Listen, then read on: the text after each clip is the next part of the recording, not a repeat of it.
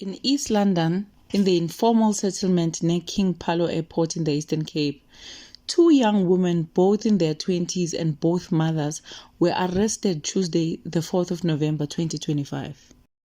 They are alleged to have lured a 11-year-old boy who was playing outside into one of their shacks in Eqawini informal settlement, Orange Grove area near the airport, and sexually assaulted him. The boy subsequently underwent medical treatment, and the matter was reported to the police by his mother. The two women made their first court appearance on Thursday, the 6th of November 2025, at the East London Magistrate Court. Their bail hearing was postponed to Wednesday, the 12th of November 2025.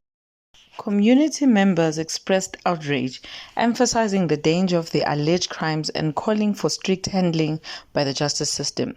Many also reminded authorities that children, especially girls and boys, need protection, and adults who betray that trust must be held accountable.